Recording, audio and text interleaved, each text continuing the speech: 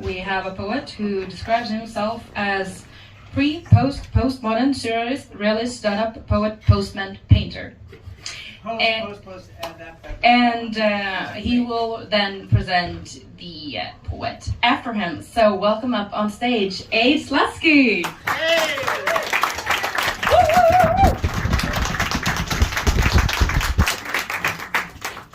Hello, yes, my name is Adrian Francis Huggett Laycott King Slutsky Harris, and I am the world's first postmodern surrealist, realist, stand-up comedian, poet, postman, painter. But don't pigeonhole me, okay? Trying to start a movement here. Thanks to Mickard. This first poem is very short. It's called The Entirety of Western Civilization. From Plato to NATO, via many a political hot potato. Thanks a lot. Mum, come up here, please. My mother's flown over from England for my birthday next week, and I'm going to present her. And she is going to recite for us the world's shortest poem. The world's shortest poem that is by Spike Milligan, that is entitled "Fleas."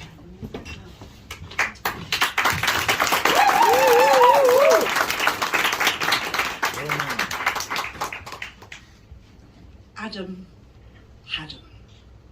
Thank you very much.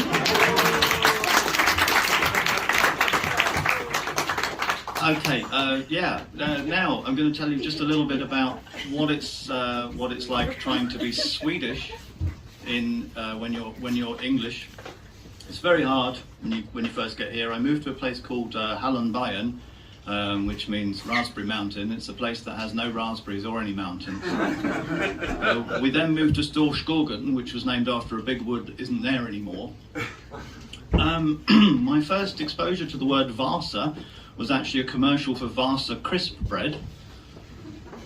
So I was at a party one night and somebody said, "Oh, how long have you been in Stockholm?" I said, "Oh, a few months." I said, "Oh, have you been to the Vasa Museum?" No. And she said, "You should go, it's really big." So my head conjured up this sort of theme park, this multi-floored kind of history of the manufacturing of crisp bread. And it was only when my son was 8 years old that his mother said, "Oh, we should really take him to the Vasa Museum." I said, "Oh, okay." Finally got there and found out it was about this big ship, actually. It's a big surprise. Some other words that have been easy to learn because of the circumstances they came about. I had a telephone break in my pocket, and it was still under warranty, and I took it in, but it was water damaged. A word that said it's actually fucked, which in English sounds like something else. All right, so I went in there, and she said, "Oh, we can't fix your telephone." I said, "Why is that?" She said, "It's fucked." I said, "Yeah, but what's wrong with it?" She said, "It's fucked." I said, "But technically, what's wrong?" She said, "It's completely fucked, all the way through." Went and bought some winter shoes from a little store in Solna, and the woman behind the counter said to me when she found out I was English, "Will you be impregnating your shoes when you get them home?" So what I do with my shoes in my own time is my own business. One last one, there's this phrase, "feel hall," when you go the wrong direction. You go, "Oh, wrong," you know. I misheard it as "feel hall," as in wrong hole. I thought it was some kind of sexual innuendo that the entire country was making as a regular joke. I thought I'd moved to a funnier country, and I was wrong about that for 10 years. But I would like you to catch on, though. Just think about it, wrong way, oops, wrong hole, funny enough. Anyway. Yeah, moving on. I'm going to do a poem now that is called "The Talking Pillow." I've done this one quite a lot. A few of my friends know about this one.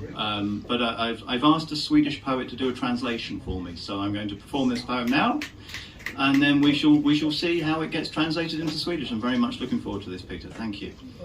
Okay, so one night I went to bed really late, only to discover that my pillow could actually communicate. As I lay my head of lead at the head of the bed, my talking pillow actually said, "Let me be the foundation for the construction of your dreams, and I will bear the burden from and for your neck. Close your eyes, banish the moonbeams, I'll free your worries with a rain check. Allow the cloak of closed eye, minds projector dark. Enforce neuron pathways for inner quests upon which you will embark. Here is your chance for those mighty mind molecules to do their sleep dance. For every trial you face, every care, I am placed just in case. Here to be there.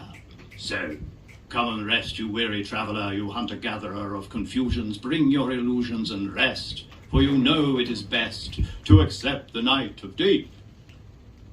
I said, will you shut up, pillar? I'm trying to bloody sleep. Thank you very much. Peter!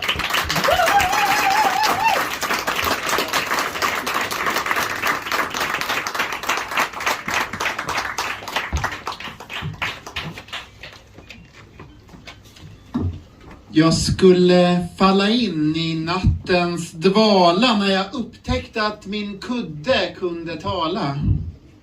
När jag la ner mitt huvud med ett stön vid sängens krön sa kudden, låt mig vara grunden du bygger på i sömnstunden.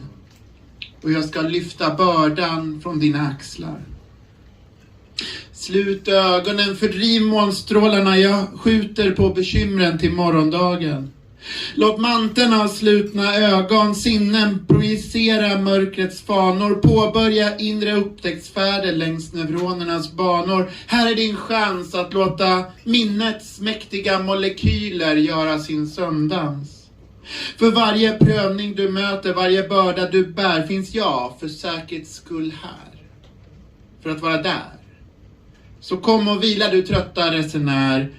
Du jägare, samlare av förvirring, låt dina illusioner föra med i vilan. För du vet att den rätta sidan är den som tar emot nattens gåva. Jag sa, håll käften kudde. Jag försöker sova.